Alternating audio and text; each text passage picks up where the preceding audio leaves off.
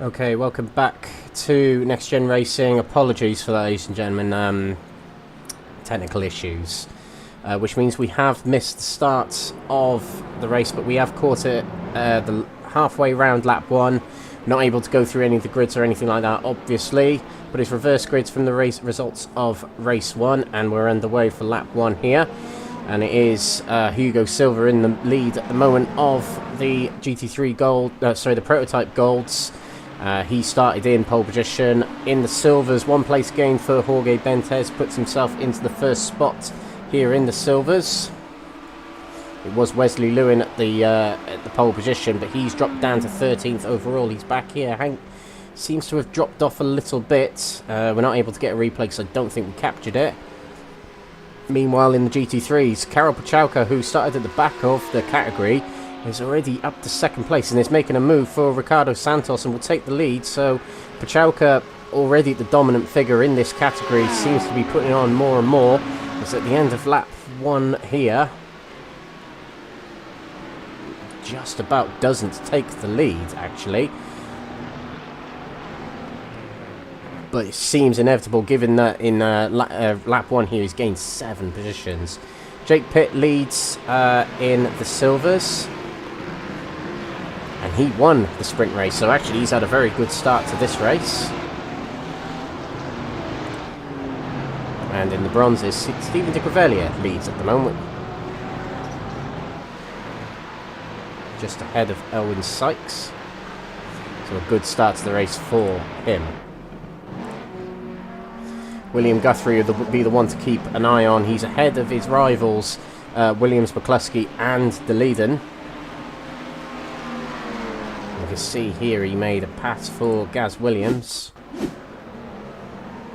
Heading out of turn 5, or really close to the rear of Williams. And he didn't quite capture the move, actually. As we go back to live pictures, I believe Stephen de Grevelier has had some drama. Yes, he is. He's facing the wrong way before we head into the corkscrew. I wonder if it captured it. Yes, there was a bit of contact with... That might have been Elwyn Sykes. From our angle, it was a little bit hard to tell who was at fault, who wasn't.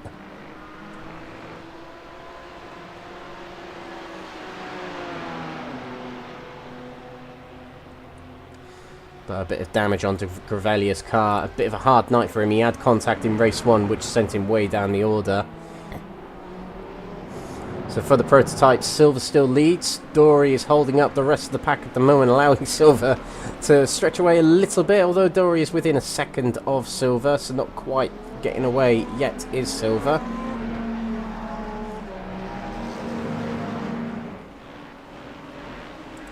Guthrie all over the back of Jamie Dory at the moment, looking for 2nd position, as we have more technical difficulties. There we go, good slipstream here from Guthrie, gets alongside. And he'll have the inside, the ideal line for the final corners. And Guthrie and Pachałka continuing their dominant status, easing their way towards the top of their categories. Pachałka back here leads the GT3 category. He's got Ben Altria just over a second behind, but he's exactly where he needed and wanted to be, is Pachałka.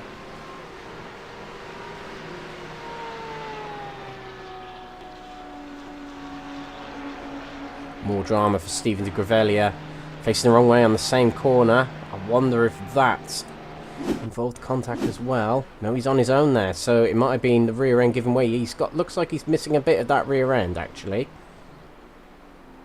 Yep, there'll be no rear end grip on that car with the rear end damaged as it is.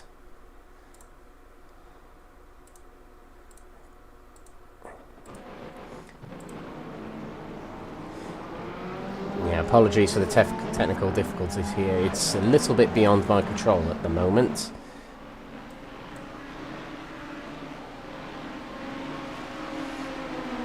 Guthrie right behind his teammates, Hugo Silva. And I do wonder how much of a squabble there'll be here. Silva looks like to be... I can't quite work out if he's defending or allowing Guthrie to get alongside him. Guthrie takes the outside. Silver's not really making much of a battle there. Eases off and allows his teammate through. And Guthrie takes the lead. And Guthrie, at the moment, unless any other drama comes his way, is heading towards a quadruple of wins in the series.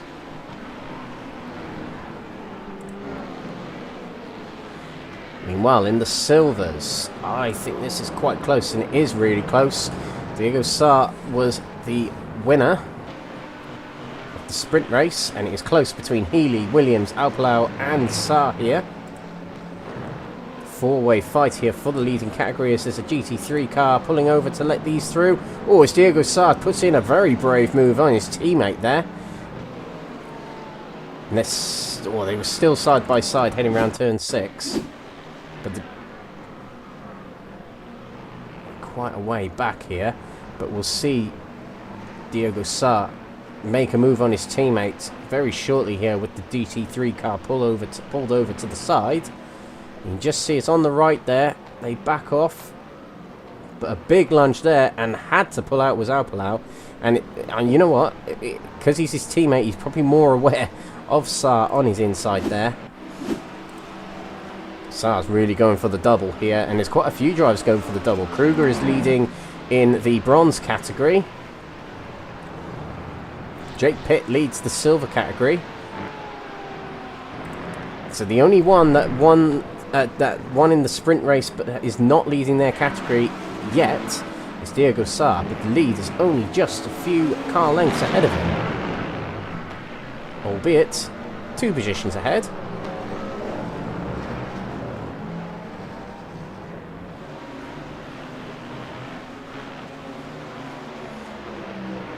But maybe Alpalau kind of thought, you know what, Saar probably,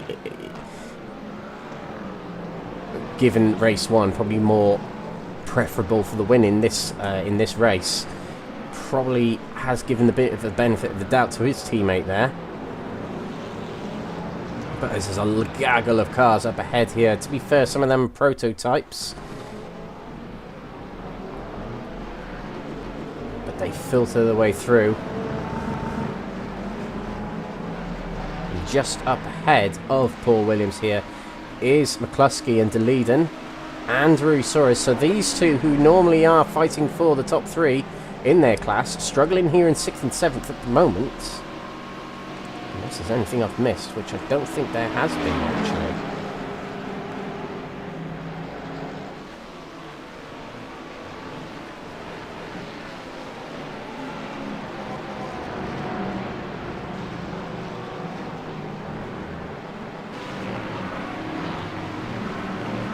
Oh, look at all these cars swarming around, trying to get past the GT3s and other prototypes here. Oh, it's Paul Williams narrowly avoiding Ruisaurus. Oh, and there is contact back here. It's one of the E-Race craft cars, and I think that was Alpalau.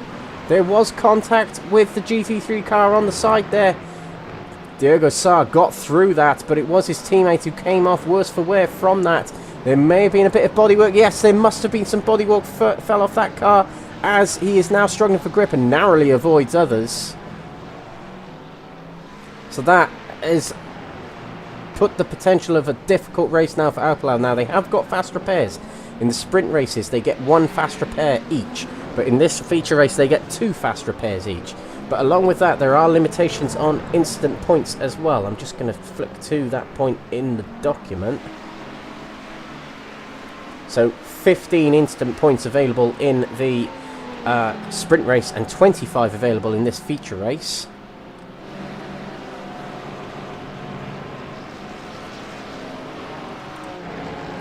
Something's happened to Paul Williams here, I've just noticed. He's dropped off a little bit.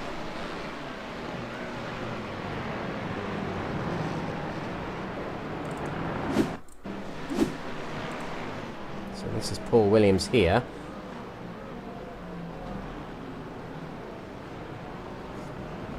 And that was the point Alpalau spun. Heading into turn number 7 here. Goes a little hot into there, and he loses the rear, and he just about hangs onto it, but it does allow Diego Saar and Nathan Healy through.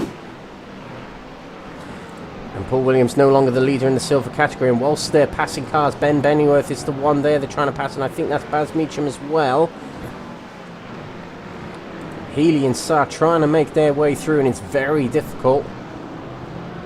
This is the point in the race where they're passing the GT3s, and all the GT3s are so close together.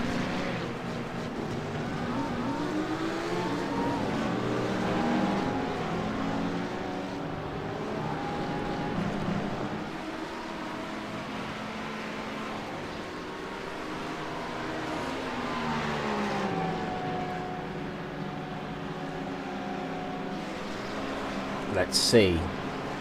We're sticking with this because this really is a crucial fight for category honours.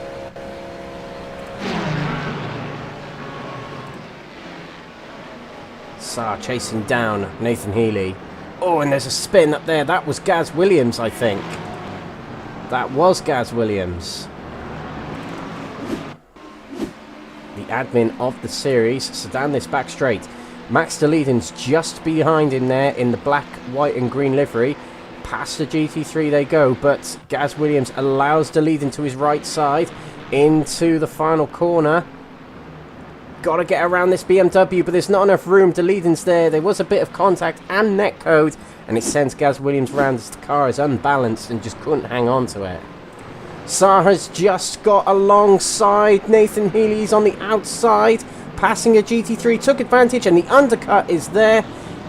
He's on the inside as we head into the corkscrew, unless Healy can keep it alongside, but he can't. Saar takes the lead, and there we go. That puts all the winners of the sprint race into the lead of the feature race now.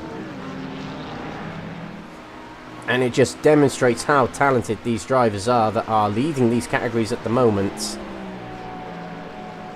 And we witness firsthand Diego Saar's progression to the top there. And as we move to another leader, Pachauka here has got a 4-second lead already on Ben Altria. William Guthrie of the other gold category has got on just over 3-second lead over Hugo Silva. Hugo Silva driving a good race here on his own a little bit, but he's doing what he needs to do. The other drivers who are probably the larger candidates for the top spots in this category are quite a way back, and they've got a lot of work to do here. Jamie Dory in third place here. We'll see what he can do with this position for the remainder of the race, with DeLeden and McCluskey not too far behind. In the silver category, in the GT3s, actually it's all changed a little bit. Jake Pitt's in the pits. Now why is that? That seems a very, very early time to come into the pits. He's on the jack, so he's already taken tyres.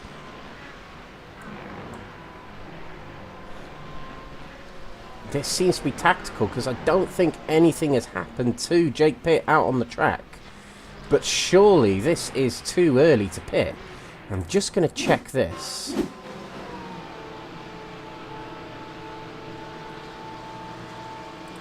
This is a replay of Jake Pitt heading towards the final corner.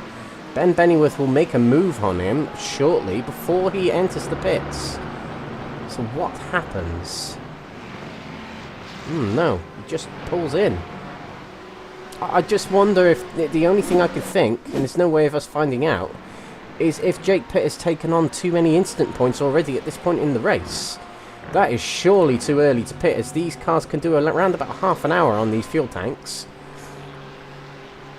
But Ben Bennyworth puts himself in the lead here of the silver category. He's got Phil McDougall not too far behind, and Matthew Cheverton looking for a move on second place here. To the inside he goes. McDougall trying to hang on to the outside, but it's very difficult to do that in any car around the outside of that corner. Oh, and there has been an incident between Ben Altria and Edwin Forsland, and they were 2 and 3 in the sprint race earlier on. Oh, and I think there's another incident later on. Good move there from Edwin. Oh, there is contact. It just seemed that the both of them wanted the same piece of tarmac, and so it sends both of them off. And Edwin, something else has happened to him. Oh, he's trying to rejoin, and he gets big contact from Alan McCain, that is. And Alan McCain might feel very hard done by. He was on the racing line there, and all of a sudden there's a car in front of him. So that'll be Forsland's race not quite done, but he's got a long lap ahead of him to limp back to the pits. Very damaged Ferrari there. And the same for Alan McCain it will be. He's also limping. No front end just behind Forsland there. And they're both limping to the pits. It'd be one for the stewards, but Ben Altria there was on the outside. And he might feel he gave enough room on the inside. It's usually what crosses these drivers' minds, including mine, when certain events happen on track like that. But he carries on. He's second place. He's got a bit of a gap to Gavin Gardner here. So Gavin Gardner was doing really well in race 1, the sprint race earlier on. And he had an incident, and it did drop him down the order. So this can be a little bit of redemption for him. Now, they are quite a way clear, actually, of 4th place, Russ Fowler. So this is straight up top 3 battle now, although Puchalka is quite a way ahead. Near 10 seconds already, so this will strictly be between Gardner and Altria in terms of the battle on track.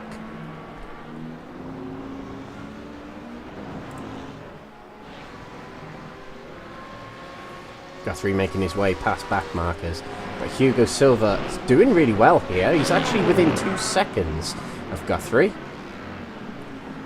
Alan McCain stays out. He's the car just ahead in the kind of rainbow colours on the white next-gen car there. And that is Phil Dougal just ahead of Hugo Silva. He's making his way past now. But now it's stretched to over 3.5 seconds between Guthrie and Silva. And that's just what happens when you start battling in traffic. With back markers, it ebbs and flows. Stretches. Oh, it's Jamie Dory's off here. That's the dreaded turn 5. He was trying to make his way around the outside. Couldn't quite squeeze the car in at that speed of through that gap and into that corner, which is very difficult. You're braking whilst turning, which is incredibly difficult to do in cars such as these, especially rear-wheel drive cars. And that's purely what happened to Jamie Dory there. He tried to get around the GT3 whilst braking, whilst staying on the racing line, probably got on the marbles a little bit, and the car just gave way.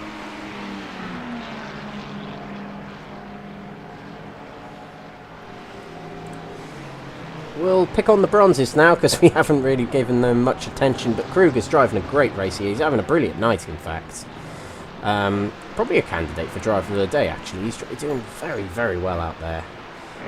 The CSA team, 6 drivers, I believe, from the CSA team taking part in this series. There's some in the prototypes, there's some in the GT3s, but Kruger is the representative here in the bronze category, along with Elwyn Sykes.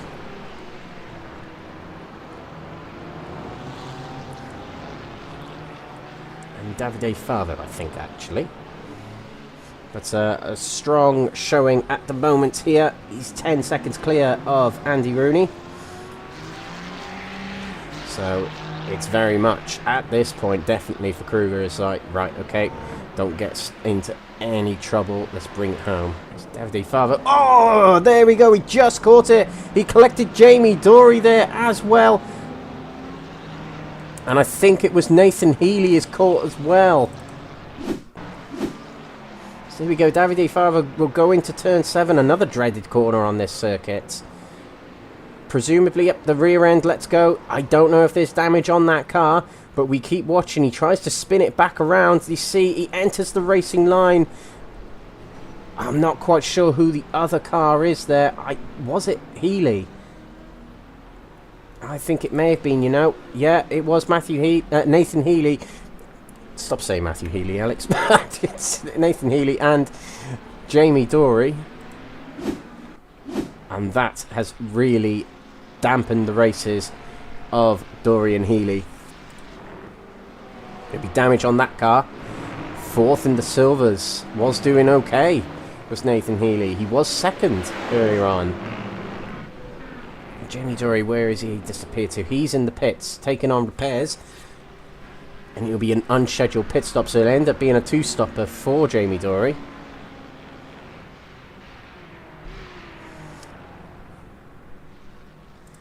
And there we go. It's quite difficult, actually, this track, it seems, because you are doing a lot of braking whilst turning, which is incredibly difficult to do in these kind of cars.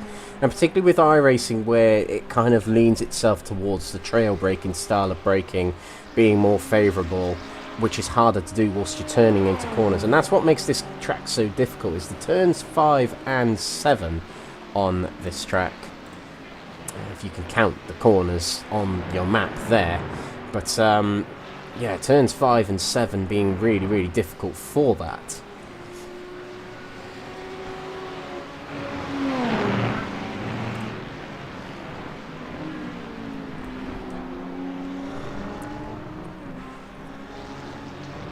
So we'll be approaching the pit stops in the next 10 minutes or so. Leaders of each car class, Guthrie and Pachalka, yet again.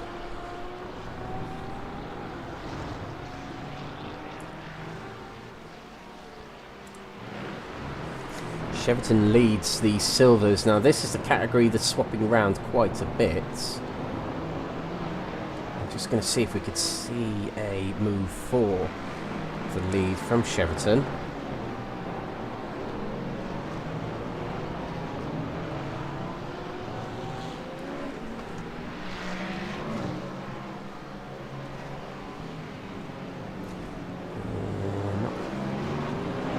Entirely sure, but we saw a car there with a real mangled front end, actually, and there we go. It's 2 places up there.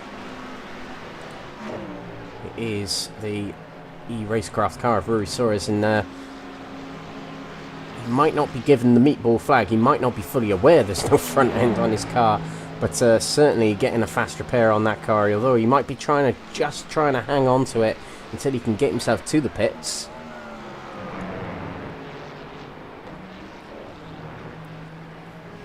Doesn't come in the pits, carries on, yeah, so he's trying to carry on to stay on strategy.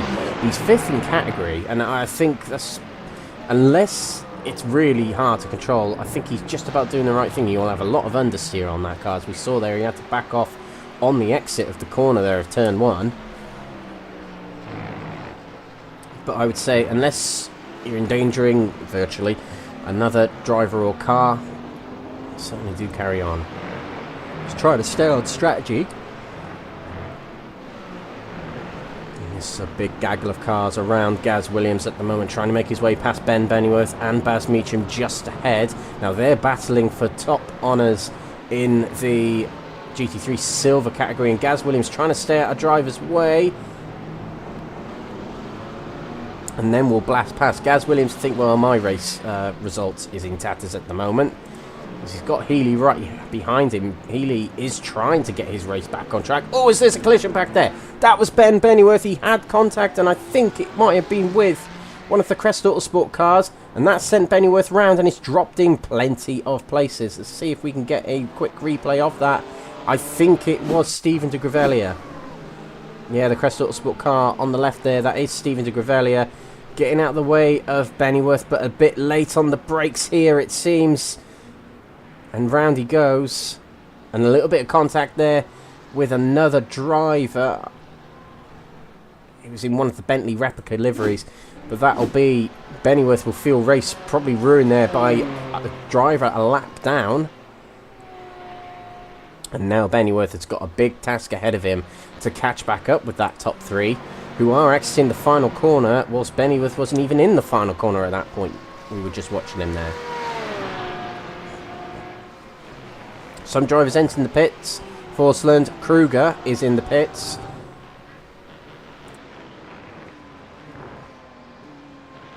Now I just wonder if this is a little bit off strategy for Kruger.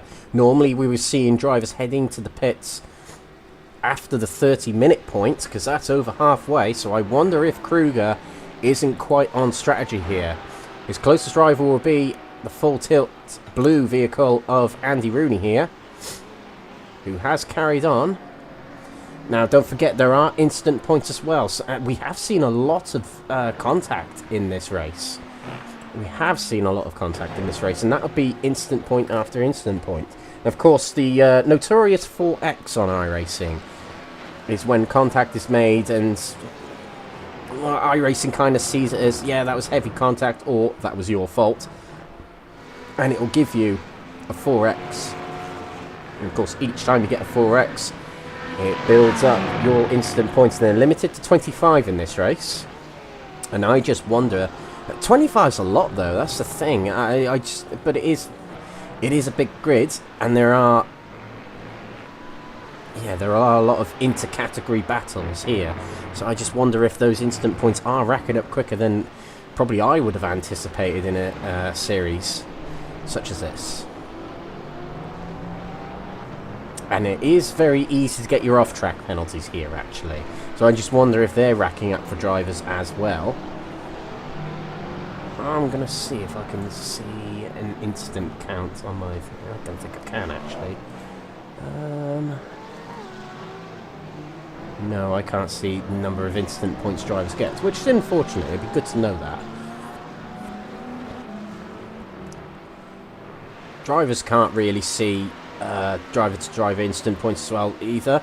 And Pachalka there exiting the Marc Marquez curve there, very close to the e-racecraft car behind him then. That's the thing. The leaders of these categories will not relax at all, no matter how big of their lead. Take Pachalka here, 15 seconds in front. Take Guthrie, who's who's 9 seconds in the lead, and Sa, who is 15 seconds in the lead in his category. They really are going to be careful around other drivers as Pachalka comes into the pits. Now, this track, I wonder if this track, because Pachalka certainly, I don't think Pachalka will have 25 instant points. So this would be that they're using more fuel here than perhaps they would have at Mugello. So we might see these off-peak pit stops leading to a double-stop race here. So that's interesting, actually. So where I said earlier about who is it that came in early? It was in the silver cat. It was Jake Pitt. Yeah, it was Jake Pitt. Jake Pitt might actually be on strategy. He might have known we're not going to get to 30 minutes. So I'm going to take my stop at a strategic point. We'll see if that was the case. But with Karol Pachalka in the pits, that'll tell me that this is going to be a double pit stop race. And there's loads of drivers in and out of the pits, actually. It must be. Absolutely must be. Which is different to Mugello. It was only one race. And that's the thing. With these tracks, there's certain tracks that are going to use more fuel than others. This track's going to use more fuel because we kind of saw with the onboards earlier with the prototypes, they were using lower gears, like first gear, to get around corners such as turn 5 and turn 7 and turn 1. And normally, I would have said in those cars traditionally would be using second and third gear for longer sweeping corners. So I suppose more fuel is being used on this track with the way the gears are set up in these cars. But Pachalka pitted, and he's still in the lead.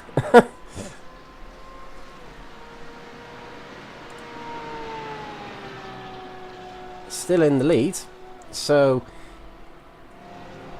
yeah, he's pitted around about the same time as his competitors. So Altria and Gardner pitted at the same time. So did Jesse Payne-Wilkins. Alan McCain hasn't had a scheduled pit stop just yet.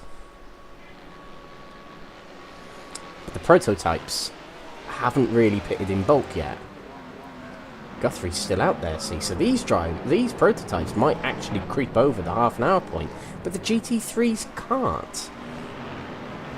Oh, is Guthrie there? Have to be brave getting through that gap there. And you have to trust the GT3 driver that they're not going to turn in on you. Even though the rules kind of say that GT3 drivers must stay on their racing line, there are some that will hang themselves out wide just to let through those prototypes. Oh, there's a spin there. I think that was Rui Suarez. Or was it Ben McCluskey? It says Ben McCluskey's crashed on my thing here. Come on, let's get to that replay. was Rui Suarez we saw spinning. Yeah, he's got Guthrie behind, and he'll take a spin here. We'll see. It was all on himself by the looks of it. Yeah, the rear end just giving way. We're seeing that a lot on this track, and Ben McCluskey has had an incident. So he's not too far behind when this happens. A couple of GT3 cars up ahead. Oh, and he stamps on his brake because of the slow moving Santos ahead of him, and that just locks up the car and switched it sideways. McCluskey is still third. But Guthrie's in the pits here. Now he's crept over the half-an-hour mark, which means that for the prototypes it is possible for them to do a one-stop race. And Guthrie has got it at the moment. Silver is in the pits. He's doing a brilliant race here. Considering race 1 didn't quite go to plan for him, race 2 here is going very well for him, and he will want to keep it up. Now he's over that half-an-hour mark, which means he's on strategy with the prototypes. McCluskey is in the pits. He's not too far behind Silver despite that spin. He'll be looking for second place in order to help his championship. And Gaz Williams enters the pits, as does Deleden. No, Deleden's still out there. He's lost a lot of time.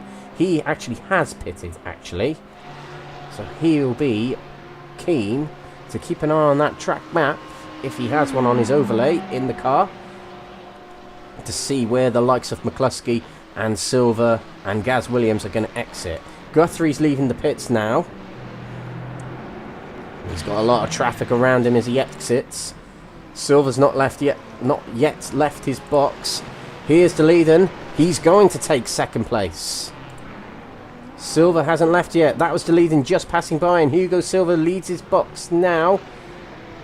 And McCluskey's not too far behind as well. So Max Deleden will take second place here. Pitting earlier, but is he on strategy? That's the thing to bear in mind. Is he going to be able to get his car over the 1 hour mark to finish the race?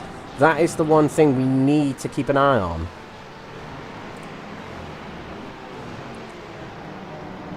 Oh, as he's tiptoeing around all these cars, and he'll risk a few off tracks, as he would have done there, just to make sure he gets around the GT3 safely. Now Alplau leads in the prototype Silvers. Has he stopped? Yes, he has.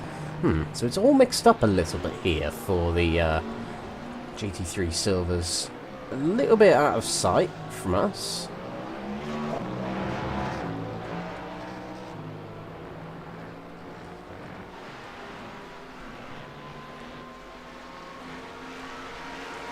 I don't see anything in the events that suggests that something's happened to Diogo Sá and Alplau, because Diogo Sá was well and truly leading last time we checked in with them, anyway.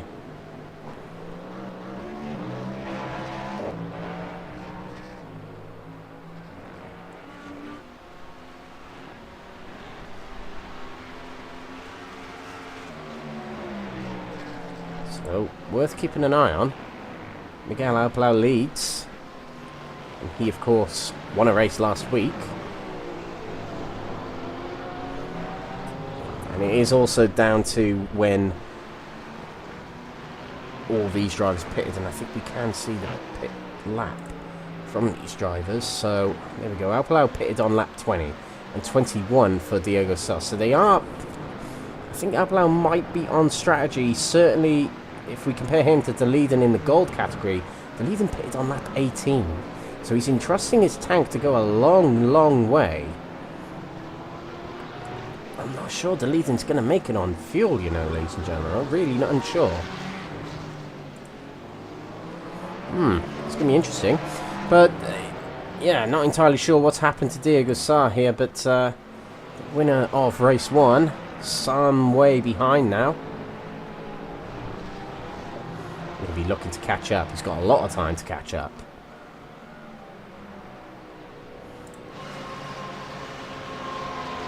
Kruger here in the bronze category, still leading away from Andy Rooney. Not the biggest of leads. I think he is around about 12, 13 or 15 seconds ahead. We'll see when he ticks over the next timing barrier.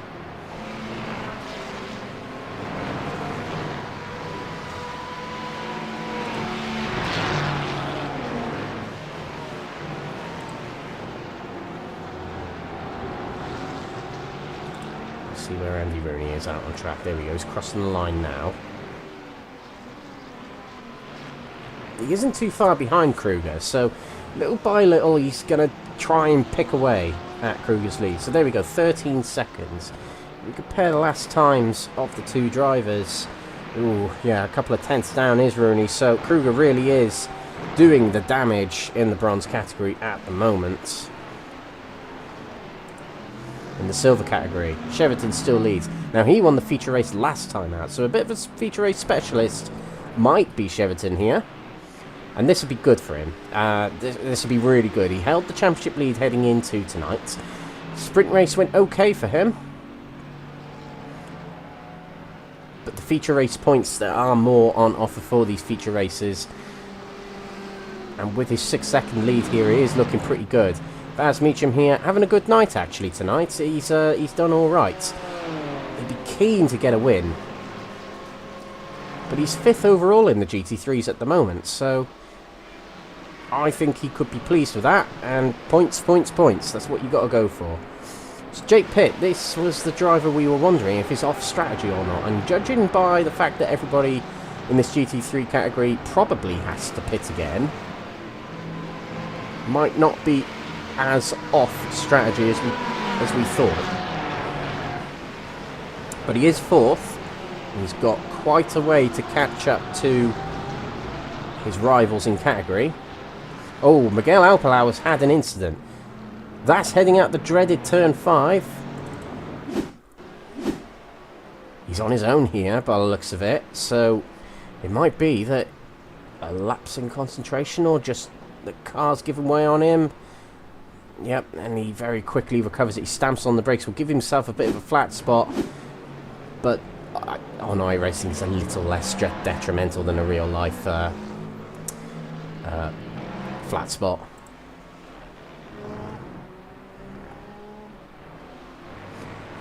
Lonely race at the moment for Guthrie yet again. He got himself into the lead very quickly in this race.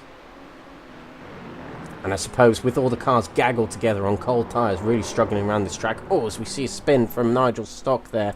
I believe that was done on his own. Again, I think that Beamer is... that BMW is really struggling on this track, actually.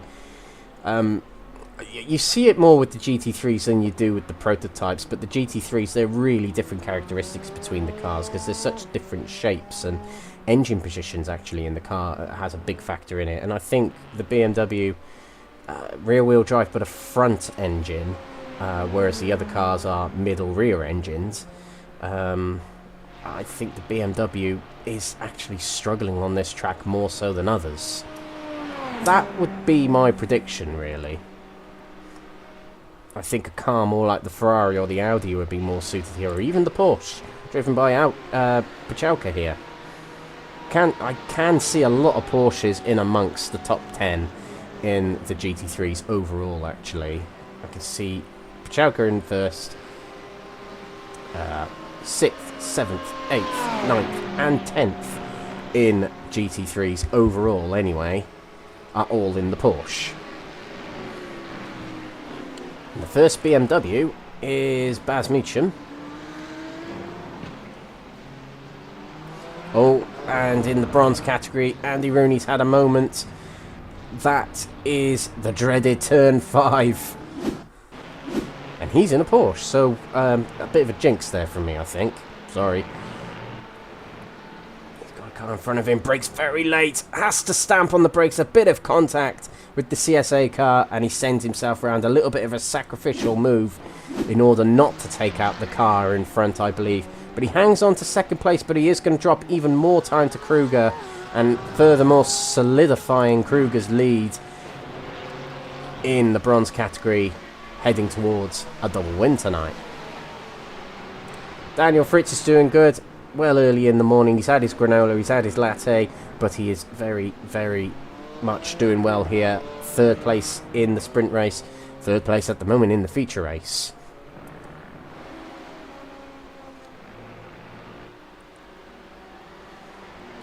Let's get back to them prototypes. It it is now, by the looks of it, a 15-second lead for Guthrie. And something you often see with the official races on iRacing, which a lot of these drivers would probably take part in because they're quite good, actually. They're quite similar to the format we got here, where there will be like a 45-minute or a 1-hour race, and you'll need to pit during them. And you're mixed in, you know, prototypes versus GT3s and others. You've got the well, prototypes versus GT cars, I suppose. That's the kind of multi-class racing you see on iRacing, maybe with the exception of there's GT3 cars mixed in with touring cars in other series. But yeah, with these, drivers get what's called iRating, and some people will be already aware of this, but basically an iRating is the rating of the driver on iRacing.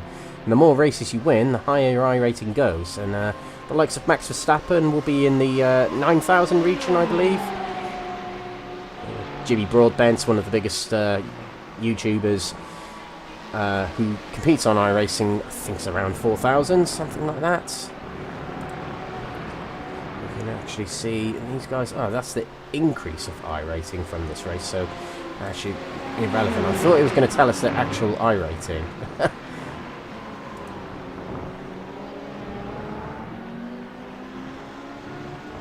Oh, it does actually tell us here. So a lot of these guys on A-class license, but you can see Guthrie here on a 4.3k iRating, so there we go, he's quite a high iRated driver. And he's really showing it. It's basically where I was going with that. He's really showing his talent in this car, within this grid. And the other drivers, I've got to say, the other drivers are really putting a challenge down to him, particularly in qualifying.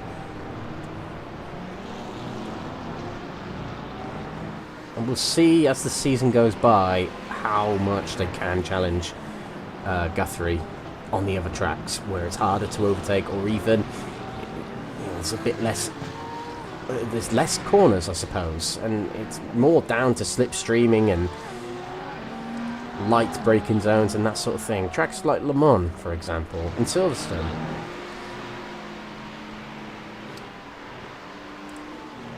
In the Silvers, Al Palau leads by 12 seconds, and it has actually puzzled me a little bit how this category has turned out in this race, actually. I thought Saar, when he got into the lead, was going to run away with it, to be honest, but Al Palau has come back and he's put himself back into the lead of this. He has had some incidents in this race, that's the thing.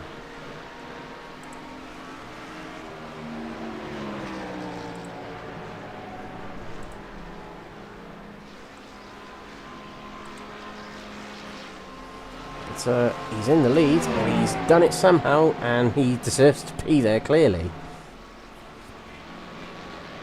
He's got a few cars between him and his rival in category Ventes. The whole straight, in fact, is the separation between Al Palau and Ventes in category, but also Gaz Williams and Rui Soares is in between position-wise overall. And we did see Diogo Saar really put in a good performance and mix it in with the gold category in the earlier race tonight.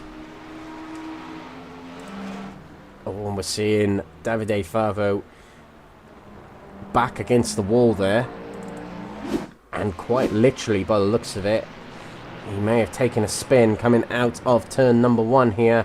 Goes into the corner very quickly, tries to get the car back into shape, which is near impossible to do in these GT3 cars, and the rear turns around. That seems to be a struggle with these drivers, is the rear breaking away during the corners here, and it's purely a case that they haven't slowed the car down enough for the corner, and they're trying to lightly brake it still round the corner, and it's just not able to hang on to it. I imagine the setup they're giving these cars are quite low downforce as well, because there's a lot of tracks on this calendar that really require low downforce. I'm not entirely sure if they changed the setups from race to race. I imagine they probably don't, actually. But yeah, presumably a low downforce car on this setup on these cars, particularly for that long straight, and that'll mean in the corners they're desperately trying to hang on to that car. Particularly that BMW, actually, because we just take a look to Ben Bennyworth, for example, and Baz Meacham, who's top of the category at the moment. You've got an engine at the front of that car which is putting all the weight on the front and very little weight on the back of the car, except for the differential that's powering the rear wheels in that car. It means the weight differential between front and back on the BMW is significantly worse, I would say, on a track like this. Worse suited for a track like this than other cars in this category. And I think that's what we're seeing with the BMW, actually, is struggling with its engine position. But on other tracks, it will find itself advantageous. I think we're yet to see which ones. I can draw conclusions to which it might be, but it's, yeah, it's a bit hard to predict at this point, I would say. Sheraton's got a very comfy lead of 8.8 seconds, near 9 seconds ahead of Baz Meacham, and it's looking very comfortable for another feature race win, actually. But while we're talking about other tracks just then, this is the calendar for the remainder of the season. Silverstone's up next. Home track for a lot of these drivers. Home track for me, actually. I live in Northamptonshire, where Silverstone is. So I've only got a 40-minute drive down the road to that venue. Next week, it'll be live on the channel. Hopefully not in 2 different streams like we've had to done tonight. Apologies again for that. But yeah, next week at Silverstone, it'll be the first of the 2-hour endurances. So that's going to be an interesting one. It'll be different tactics for this one. So for the 2-hour endurance, it'll pretty much be a case of get as fewer stops as you can within that 2-hour window. I predict it'll be, for the majority, potentially a 3-stop race that will be optimal for that next week. But one of those things where we're seeing drivers not able to pit before 30 minutes tonight. I would say Silverstone's probably a more fuel usage track. Purely because it's higher speeds and probably higher revs. So we'll have to see. We will have to see. Closest battle on the track for position then. Let's try and take a look. We've got Jesse Payne Wilkins here, just ahead of Baz Meacham, but this is a different category on track. I would say Jake Pitt here, trying to get himself into second place. The driver we thought was off strategy a while ago, trying to get himself back into the mix. Now I wonder if we're going to see GT3 cars coming into the pits soon, because actually we're heading to around the 50-minute mark with 12 minutes to go now. I wonder if fuel's going to start running out for some drivers. I did see Alpalau head into the pits, and actually that's put him out of position now. So there we go. We did get it right. Alpalau had to come in earlier. What about Max Verstappen? He pitted really early. He isn't in just yet. He's still in second place. I'm just going to keep an eye on Verstappen here. See if he does pit this lap.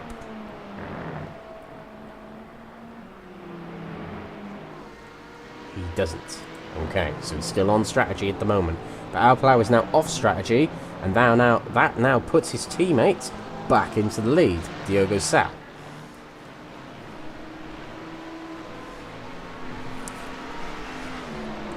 And actually, Cheverton's the only one who's really breaking that that thing I mentioned earlier, where the winner of the sprint race is leading the feature race. Jake Pitt is, due to his very early stop, isn't leading this. I wonder if it was a penalty given by the race control, or reaching an instant point limit.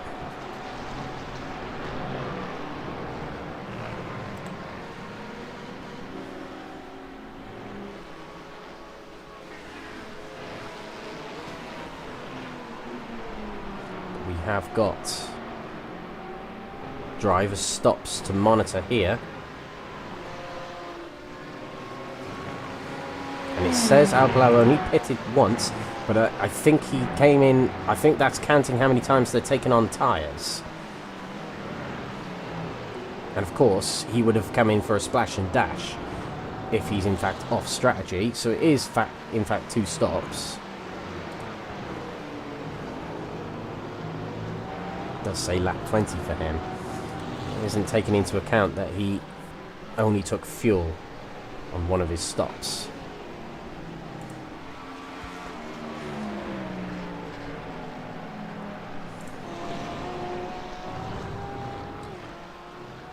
So we keep an eye on these GT3s. The final 10 minutes of the race is on us. Mike Reedner's in the pits. Now you're not going to see many cars going up on the jacks. There we go. It is literally a splash and dash for Reedner. Taking on fuel.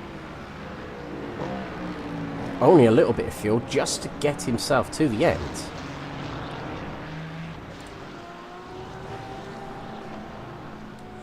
There are going to be some drivers in the pits.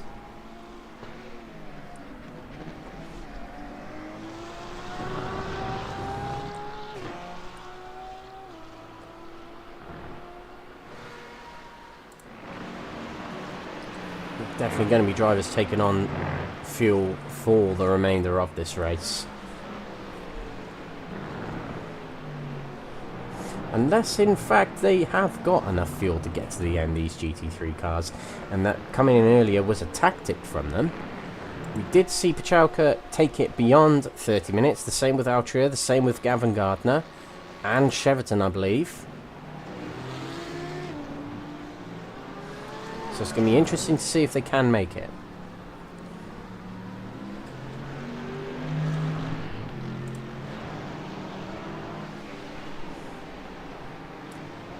So not many movers in the top 3 of all these categories at the moment. We've got Kruger here right in amongst a couple of cars here. He's got Russ Fowler right behind him there. That is for position. But Russ Fowler is in the gold category. And he'll know that Kruger being in the bronze category is not his fight. Fowler's in a good position to take championship points out of tonight, being in 5th place. Always getting points on your rivals. That's what you've got to think about in this championship. To the inside goes Fowler. Kruger brakes later. Challenges. At this point, Kruger might be thinking, you know what, I'm out on my own. I may as well have some fun. But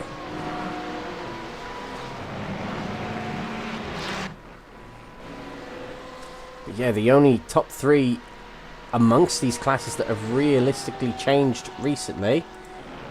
McCluskey's got himself into 3rd place past Silver, who's all the way back here. So let's see if I can find what's happened between McCluskey and Hugo Silva.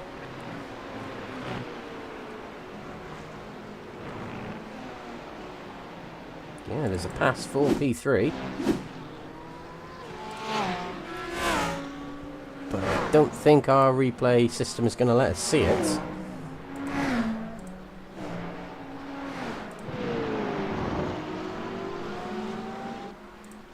Yeah, I don't think it's going to let us see it. That's a shame.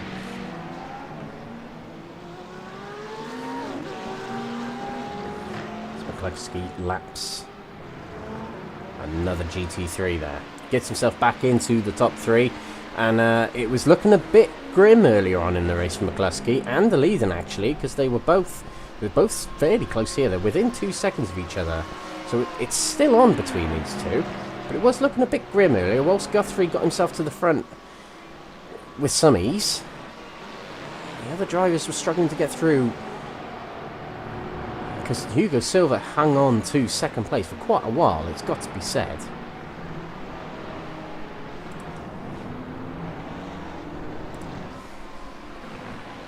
And we did see De Leiden come in the pits relatively early. You will see, he pitted on lap 18. The other driver's lapping 4, even 5 laps later.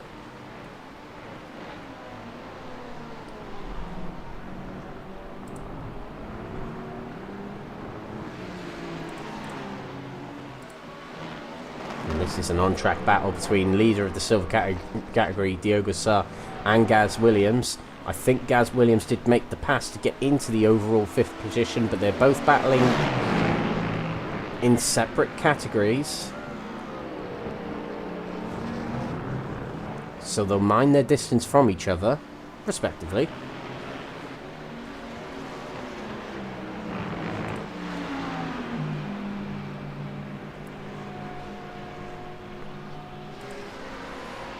Jake Pitt in 2nd place here. I believe he's made his way past Baz Meacham, and yes, there is a move here. And this is on the main straight. Baz Meacham just ahead of the white and green car of Jake Pitt there.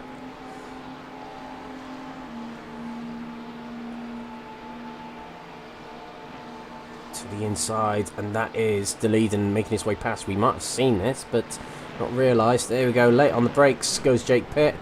Meacham trying to keep it around the outside. But Jake Pitt makes the move, completes it, and takes 2nd place in category through that move.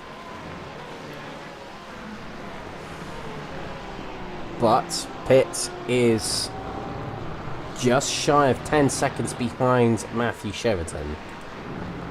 As you can see, Sheraton entering turn number 5 here. They are on the same team as well, so the inter-team battles, talking the likes of Leclerc and Sainz and Piastri and Norris, etc, etc. That'll be the dynamic that's interesting to see here, if it does happen.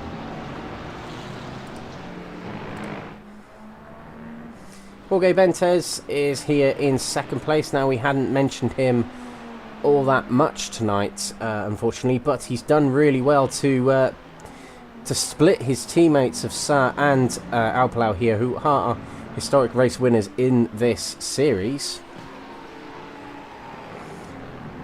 And for the e-Racecraft team, Benitez gets himself some good points today if he finishes, in fact, where he is right now. So I'm going to go on the assumption that Deleden does have enough fuel and he tactically pitted early, because this seems like a very unflustered drive here at the moment from Deleden. But McCluskey is gaining. He's within 2 seconds now. He was just shy of 3 about a lap or 2 ago, and he is getting close. So this might be the battle to watch for the end of this race here.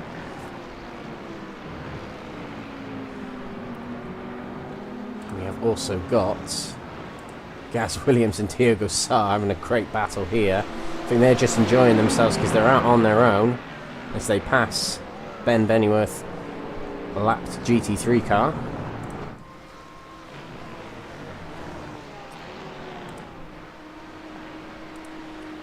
McCluskey getting past the GT3 there. Drops off a little bit from Deleden. Not much time left. As Guthrie starts another lap here, he will have another lap to do. So these two have got 2 laps to settle it. And that's going to be a bit of a stretch for McCluskey. He's going to have to gain more than a second per lap. It's going to require Deleden catching up with GT3 cars and getting held up. That was Jamie Dory peeling off into the pits there. So Jamie Dory not enough fuel to finish the race.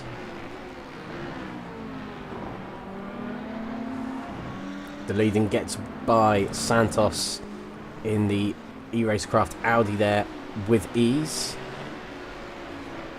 And that'll be what McCluskey's looking out for. He'll be looking out for GT3 cars holding him up.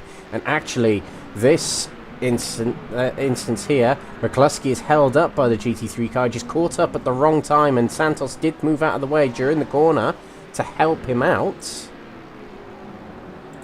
But McCluskey has dropped another second. It's now over 3 seconds between him and Deleden. And Deleden will be relieved about that as he catches up to the back of Andy Rooney here. Did lose a little bit of time. A few tenths to McCluskey there in the corkscrew. But it would be not much to worry about. Guthrie will start the final lap here as the white flag waves. It'll be 4 from 4 for Guthrie. And it'll be 4 from 4 for Pachauka as well, as he starts his final lap as well.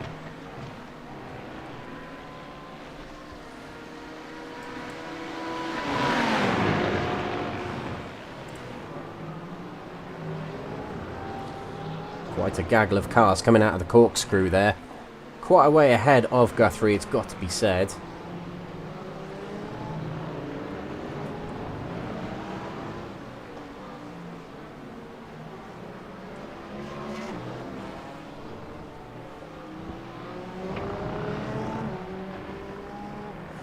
What a drive this has been from William Guthrie tonight, yet again.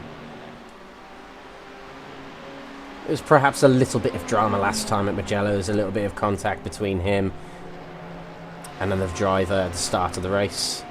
But this race seems to have been pretty flawless for Guthrie, as far as we've seen anyway. And he'll take a 23-second lead to win the race here. Around the final corner he goes. 4 from 4 for William Guthrie. Full tilt, full points at the moment. William Guthrie crosses the line to take the win in the Prototype Gold category.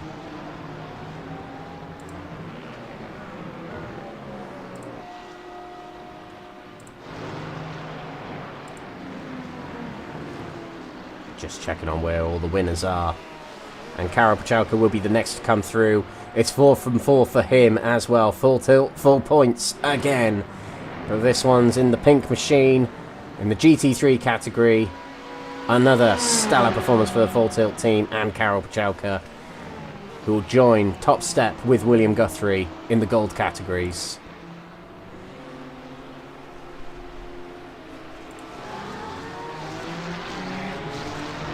Next across the line will be Diogo Sá in the silver category. It'll be both silver categories coming across the line. As trying to have a little bit of fun there was Diogo Sá, and he crossed the line. He takes the double tonight in the silver category. Matthew Cheverton is next across the line. 2 feature race wins for him this season, and potentially a continued championship lead for the Aztec Racing driver as he crosses the line to take another win in the series. And Jeffrey Kruger will take a double win tonight. That's 3 from 4 for him in the CSA Ferrari. The South African will take the win here at Aragon tonight. And that's all winners who have crossed the line there. And we'll round off the results in each of the categories very shortly.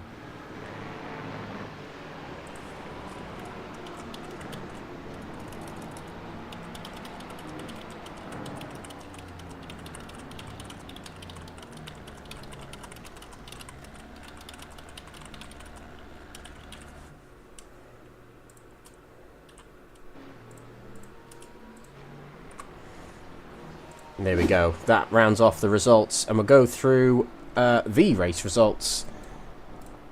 First of all, the Prototype Golds. So Guthrie takes the double tonight, and it's 4 wins from 4 for him. Max de Leiden takes second position. We were a little bit worried about his fuel, but he managed to get it to the end. 2 seconds clear of his nearest rival in that race, Benjamin McCluskey. Hugo Silva with a valiant effort in that race, but it's 4th for him in the end, but good points in category for him. Gaz Williams takes 5th from Rui Soares, and Jamie Dory rounding off the 7-car grid. Prototype Silver's next. Just reading on the comments, we'll get into that in a second. Kent, full tilt, 4 points. I like that, Alex. Thank you. I like it too.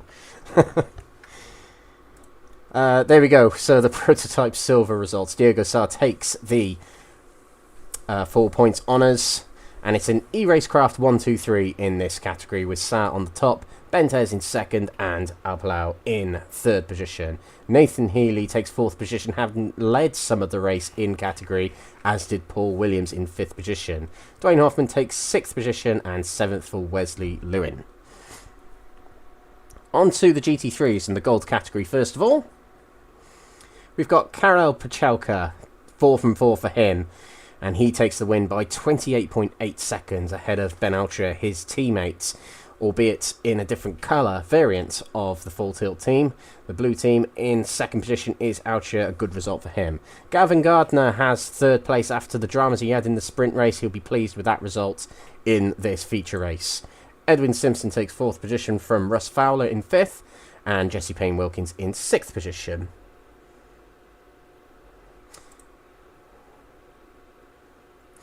7th position for Ricardo Santos. 8th position for Alan McCain and Edwin Forsland. Did have a good sprint race, but not such a good feature race, unfortunately for him. He takes 9th. To the silver category for the GT3s. Matthew Cheverton takes the win for Aztec Racing, and it's a 1-2 for them as Jake Pitt takes 2nd position. He won in the sprint race, but is 2nd for him in the feature race. Baz Meacham takes 3rd position, just 11 seconds behind the leader, so he's fairly close in this category. Ben Bennyworth takes 4th position, losing a lap in that race somewhere, somehow, with Phil McDougall also a lap down. And 6th and 7th rounded off by Mike Reedner and Nigel Stock, who did not finish the race. Bronze category in the GT3s. Jeffrey Kruger takes the double tonight for CSA, and Andy Rooney takes 2nd position with Daniel Fritz in 3rd position. Stephen de Gravelia takes 4th position from Elwyn Sykes, Andy Chell 6th, and Davide Favo in 7th position. Just before we get into any interviews, if we do in fact get any, just a reminder that next week we're at Silverstone Grand Prix circuit, and it's the first of the 3 2-hour endurances of the season. So very much looking forward to that. It's just one race, 2 hours in length. Qualifying is going to be the same, where it's going to be 25 minutes, so it's a very small 12.5 minute dash for each class to get themselves in their grid positions for this long and important race, which does have more points on offer than the sprints and the features. So quite an important race next week. It's worth tuning in. 7:45 UK time. Might go live a little bit earlier just so we got a bit more time to do everything, so it'll probably be around about 20 to 8 o'clock UK time here on YouTube and Facebook on Next Gen Racing.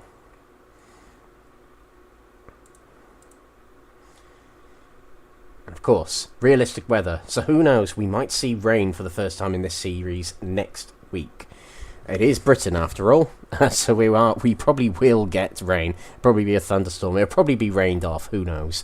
But yeah, this is the format we've got for the season. There's 2 categories, prototypes and GT3s.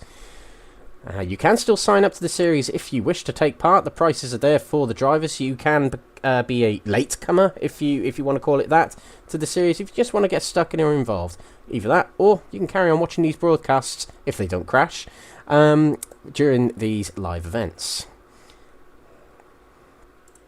We haven't got any interviewees at the moment, but we're just going to review the championship standings as they were coming into tonight, because we did kind of whiz through them earlier on.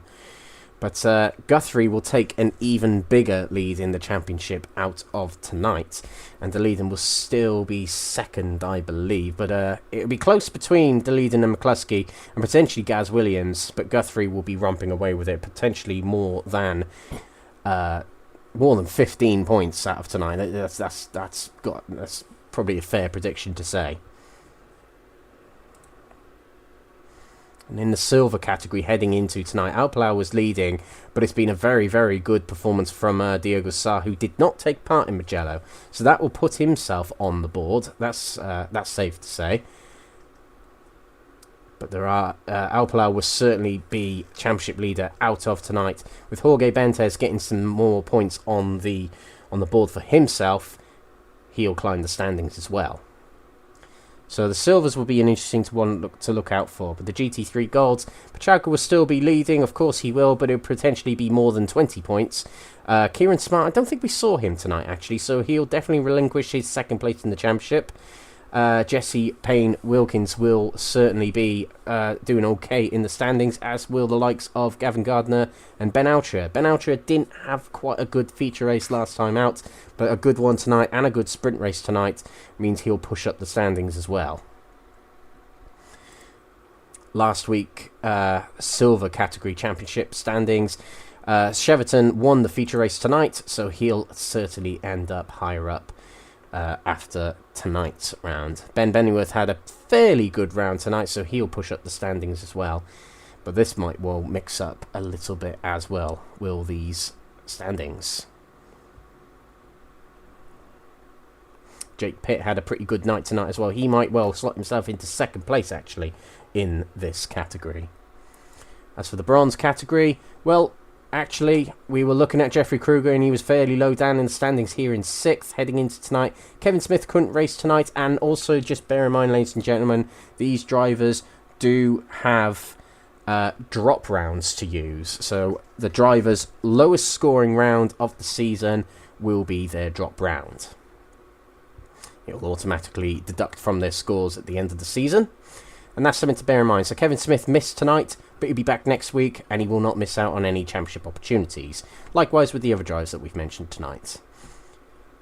But Jeffrey Kruger will certainly rocket his way towards the top of the standings, if not to the top of the standings, following tonight's racing, where he picked up a sprint race win and the feature race win, and potentially some bonus points along the way in the form of qualifying and fastest laps. So we've got no one in the interview waiting for us, so we're probably going to call it a night, actually, on tonight's show. Quite a difficult night, actually, tonight, technically, for us, but so we'll give our computer a little bit of a break now. But next week, we're back here at Silverstone for the 2-hour endurance, the first of the season. Tonight, we were at Aragon Circuit, and tonight was the sprint and feature race format, but next week is just one singular race, but it's 2 hours in length. So the stream will kick off at 20 to 8 UK time. Qualifying will kick off at 8 o'clock UK time, and that'll be a 25-minute qualifying session, I believe, anyway. And the race will kick off around about 8:30 UK time, and the race will finish around about half 10 UK time. So quite a long night. So strap in, grab your lattes and your granolas, as I've mentioned already twice tonight. And there we go. We can have one interview before we head off, and let's see if we can go back in time to the start of this race. Before we head into the interviews, we're going to be joined yet again by Mr. Full Tilt himself. Dwayne Hoffman will join us in the commentary booth. Just waiting for him to enter into the interview room.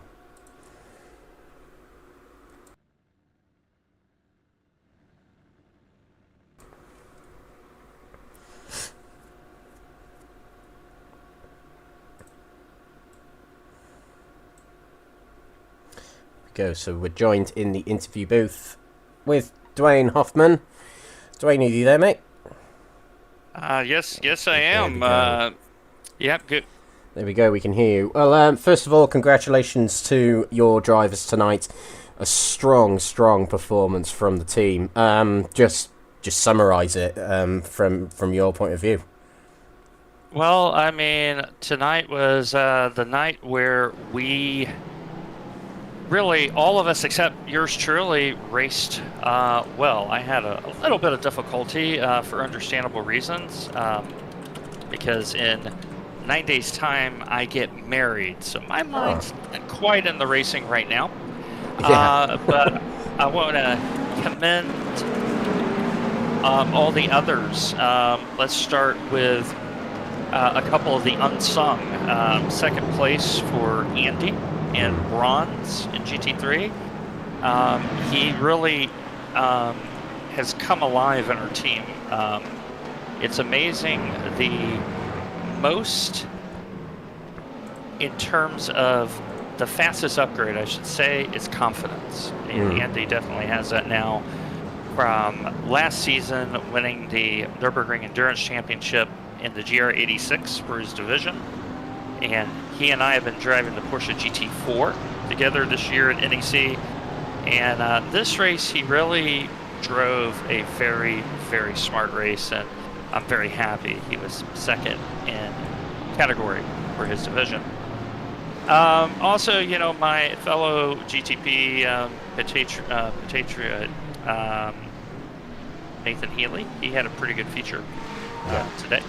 And we had a little, it was a very incident little touch, but because it's turn 5, once the wheel is at opposite lock, once you get touched, you're instantly spinning. It's just the nature of the beast. But he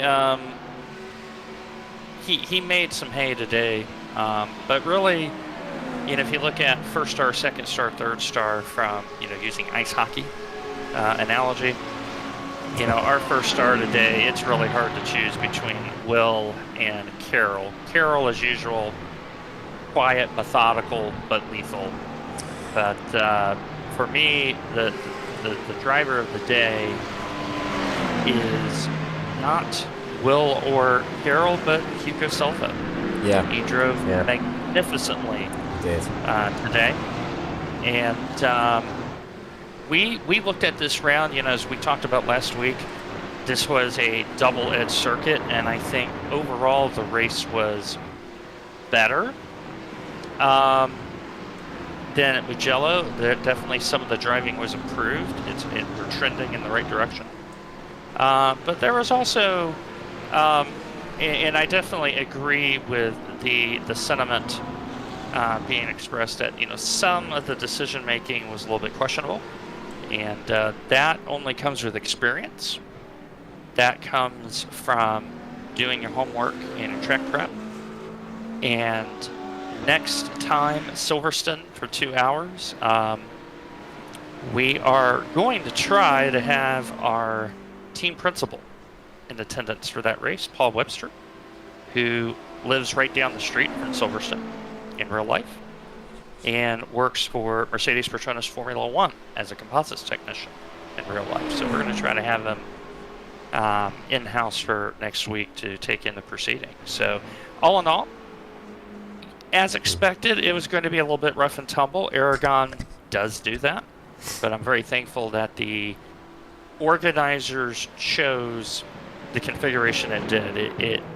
It's the most user-friendly, I feel, available for multi-class. So full credit to the organizers for trying to allow those who are experienced, but also those who are improving. And let me be forthright. I see you out there in GT3. You're trying to learn how to drive this car. You're trying to learn how to drive in the league. Keep working at it.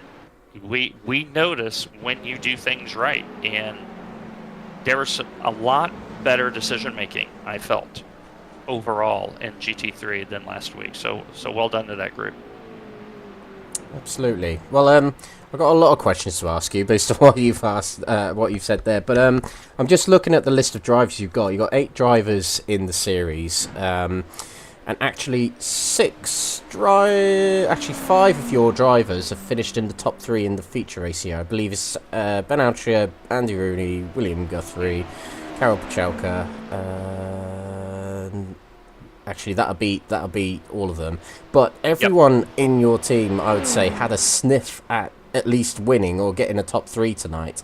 So it's certainly a strong performance out of tonight. But it'd be interesting for me to know, and interesting for the guys and girls watching the stream to know, how much preparation is going into these races for you and your team, particularly with Guthrie and Pachelka, because clearly they're very good general iRacers, but how much prep is actually going into training for these races? Because you're on fixed setups, there's only so much you can kind of test, but it'd be just good to know how much you're actually putting in. So I think that's a very good question, Alex. The answer may be surprising for those who are watching. We have at least one preparatory session before we even look at what the quote-unquote official session is going to be. And in that session, that is when we do our reconnaissance of the track. We knew how slippery this place was going to be. We were already aware of it. We were prepared for it. But we also have kind of the... we have, in essence, a 12th man, to use a sporting analogy, in our corner. We have an artificial intelligence named Gunther. Okay. And Gunther is able to, and it's something that I have programmed for about 2.5 years. I've been working on this. We knew in the feature race that the exit to Marc Marquez out of Saco Rochos, which is kind of like the mini corkscrew, Fun We fact, already it knew is that. corkscrew in Spanish. So there we go. That section of track we already knew was going to be treacherous.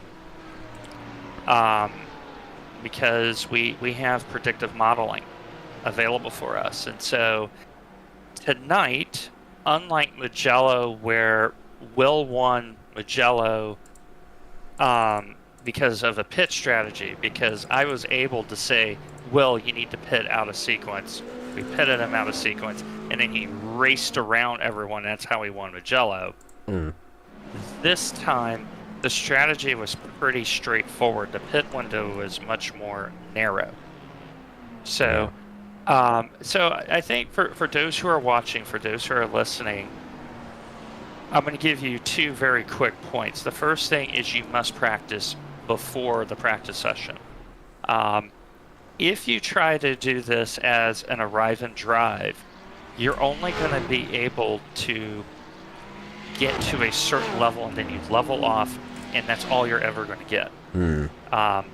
But the other thing is teamwork makes the dream work. And how we succeed and how we fail is together. We race for one another. And so if you are part of a team, don't be afraid to discuss teamwork during the race. Don't be afraid to say, hey, I'm a little slow out of this corner. Let me help you by because I'm out of position. Those little things add up to the end. And, you know, I frankly feel our pace is okay, but our teamwork is excellent. And that's why you see the results.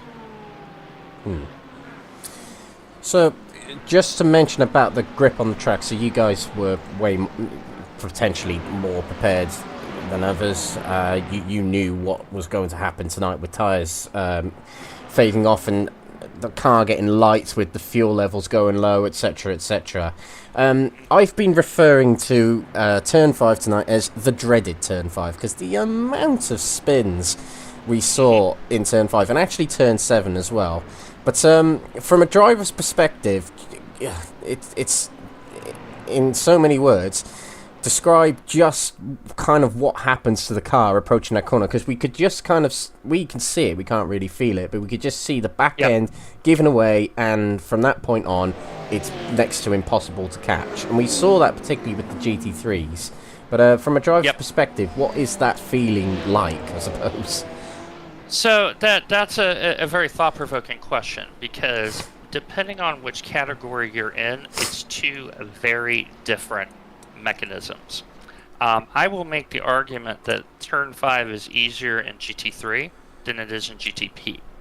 And the reason for that is with GTP, we have so much downforce. We are coming from 5th to 2nd gear, and as we slow down, all of the aerodynamic assist leads off.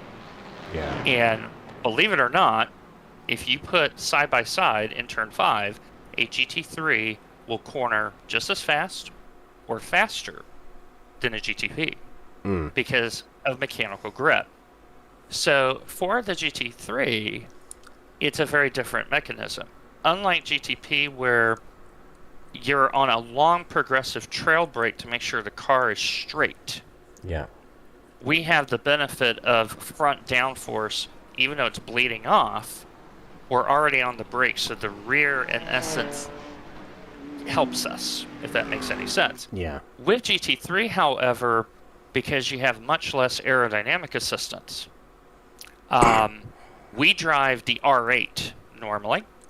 And we know for a fact in that corner that if we are not inch perfect as we transition from 4 to 5, we're blowing the corner.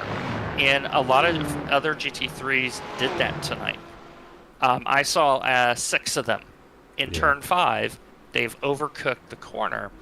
And so, you know, the thing that I want people to take away from this is corner sequences like that. You know, if you think of Imola with Acqua Minerale, has a similar type of progressive trail where you're trying to do a lot of things at once, and it's a true testament to those that do it really well, how easy they make it. The one thing that we'll say is, when in doubt, sell out on corner exit, not corner entry. It's okay to back up like 5. It's okay to back up like 5 meters. Like, give yourself a little bit of slack on entry to make sure that when you are ready to hit the critical part of the corner, whether it's in the corkscrew, because if you hit the brakes too hard, you're locking up, trying to get the car slowed down, or turn 5. Or, you know, as we go out through the season, there will be other corner combinations that are multi-part, where often they are decreasing radius corners, so they get tighter. Yeah. So for those wondering, how do you drive it better? Give yourself a little bit of time. Give yourself a little bit of space. Because if you're slightly slower inbound, you are going to be okay from the viewpoint of, hey, my corner exit is on point. If you chase the car into the corner, which, as you saw, happened a lot tonight. Mm-hmm. Lots of, I'm going to be attack-oriented, oops, I'm off the road. Aragon is one of those places where, because it's a more modern track than some of the older ones, where you have these multiple corner complexes. Learn from that, adjust appropriately. Silverstone has the final couple of corners, you know, the quick left to right before you start the lap. That's a decreasing radius corner, where if you blow the first part of the corner, you're not getting around for the second. So, but that's where your prep, that's where your recon. And when you do a recon, like when I do a recon, the first lap I drive at maybe 110. That's it. Second or third gear, just leisurely go around and go, okay, entry point, apex, exit point, and start deciphering things. And that's what we do as a team. And that's those little attention to detail, they add up. There you are. That's it in a nutshell. Yeah, very interesting. We've only got a few minutes left on the stream, Dwayne, so there's 2 things I want to ask you. One is about your wedding. First of all, congratulations. Bit of advice for myself. I got married 2 years ago, so I know what you're going through. But just enjoy it, mate. Just enjoy it. And that's exactly what weddings are made for. Don't get stressed. Don't get caught up too much in the situation. Just enjoy yourself. Big life event. So that's my advice from a wise man to another wise man. I appreciate it. You know, I'm 48 years old, and Sharon is an absolute delight.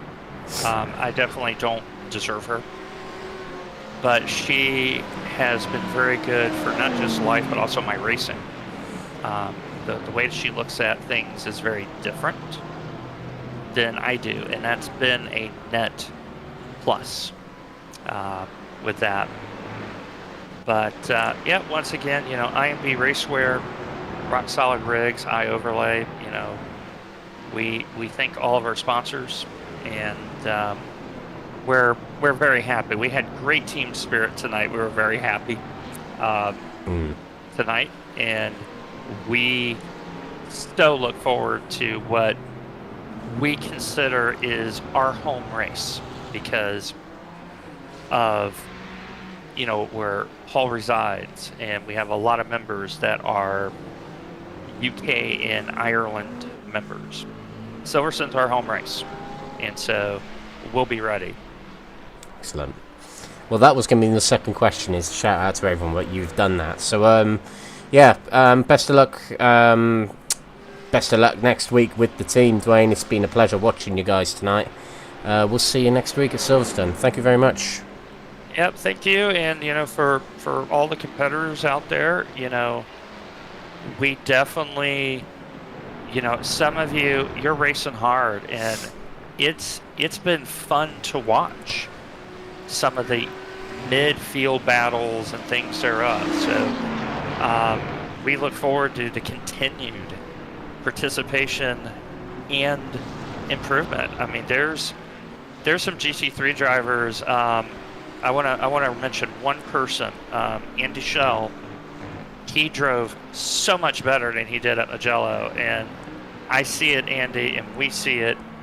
And keep at it, my man. Keep at it. So, with that said, take care, everyone, and hold tilt. We'll see you at Silverstone next week. Excellent. Thank you very much, Dwayne. So there we go. We're just speaking to Dwayne there. And we are going to squeeze in one more interview very quickly. As he's waiting very patiently in the interview room, we're going to drag in Jake Pitt. Second place in the feature race tonight, Jake. And a first place in the sprint race. Quite a good night for yourself. So how are you feeling right now? Yeah, I'm not feeling too bad. 2 good races under my belt. Although I do feel the second race could have been better. I did have an incident at turn 1 which caused me to have to pit early. Same as last week actually, turn 1 lap 1. So, then, just to interject there, you had to take a fast repair. Is that what it was? Yeah. yes, it was a fast repair because I was unable to take any corner fast. I was just oversteering on the edge of spinning. So. That makes sense. That makes sense. Anyway, carry on. Yeah, and then in the second race, I was, well, due to my pit stop strategy, I could have come out ahead of all the Silvers after they all done their pit stops, but I had an incident with a NMDH who rejoined in a bit of a dodgy way to turn me. But other than that, yeah, it was a good race. I managed to climb my way back up through the field, go up to P2. Very happy with it, to be honest. Yeah, we saw a good battle between yourself and Baz Meacham in the middle of that race. So, yeah, coming back through the pack, although, you know, you had your dramas at the beginning of the race, generally, do you find it quite enjoyable, having that journey, I suppose? Oh, yeah, fully. I mean, other than a few instances of standstill driving, it is quite good. I mean, you can have some good battles with people, as we saw with Baz Meacham. But yeah, overall, it was a very good race. Happy with everything. Yeah. Yeah, excellent stuff. So this bodes well for your championship. You would have got yourself a good heap of points out of tonight. Cheverton seems to be leading the way in the Silvers at the moment, and I believe your teammates. But yeah, what's your sights set on really for the championship now, as we're 20% down in the season? Well, I'm planning to come out ahead of him. I'm just trying to avoid lap 1 incidents at this point, because that's what's been my biggest downfall, is just getting involved with silly incidents at the start, which is just costing me, well, a lot of points. We're obviously teammates, and I do obviously support him, and I'm happy for him that he's first. But you know, as a racing driver, you don't really think, "Oh, I'm happy for him." You know, you don't think, "Oh, I want to be first." Yep, racers be racers. Yep, we don't care about teammates really. But yeah. Full Tilt have really dominated the headlines really for this series, but yourself and Matthew have kind of dominated the silver category tonight, so just to say well done about that. But Silverstone next week, which is a home track for most of us. How's Silverstone for yourself? A track you enjoy? Oh yeah, fully. It's probably one of my strongest tracks out there. I mean, this track this week, the first time I drove it was today in the practice session, so I have no experience around here. But next week at Silverstone, I should be pretty good. I've done a few 24-hour races around there. I'd say personally, I'm pretty good pace. I'm home for overall Silverstone, a win in silver. That's what I was trying to say. Very good, very good. That'll be the headlines the next day, won't it? Yeah, brilliant. Okay, so before we shoot off, Jake, have you got anybody you want to give a shout out to? Any friends, family, sponsors, the like? Well, I'd like to shout out Aztec Racing first of all, obviously the team I race for, as well as RSR Sport Classic, who are a major sponsor of the team. I'd like to shout out Matt as well for just, you know, bringing good points. He's been strong the whole so far in the season, and that's about it. Thank you for the commentary today. Yeah, no worries at all. Well, thank you for joining us, Jake. Been a pleasure, and we'll look forward to seeing you racing at Silverstone next time. Thank you. There we go. Good round-up 2 interviews tonight to round off the racing. Yeah, so Jake Pitt, really good, strong night from him. A good batch of points tonight. I think he may have scored the most points in the GT3 Silver category. So a redemption kind of night, because Mugello didn't quite go his way. So, yeah, rather impressive performance tonight. But we are going to round off the racing tonight here at Aragon circuit. The Motorland Aragon in Spain has hosted quite an interesting and eventful race tonight. The dreaded Turn 5 and the dreaded Turn 7 shall be remembered forever at this circuit. Look out whenever you're racing here in the future on those two corners, that is for certain. But tonight, we've been to Aragon, and next week we're off to Silverstone GP for the first of 3 2-hour endurances of the season. My name's been Alex Everett. This has been the Multi-Class League, hosted by NXTGEN Racing. A big shout out to our sponsors and affiliates: Benji Sim Photos, Mark Sykes Design, Higgins Automotive, PowerMax Racing, Motorsport UK, Esports Division, Sam Cases, Joyce Design, Douglas Motorsport, and IMB Racewear. Thank you very much for watching. It's full tilt, full points. And Aztec Motorsport, looking forward to Silverstone next week, in the silvers, of course. Thank you very much for watching, ladies and gentlemen. We'll see you next time at Silverstone in Northampton. Good night.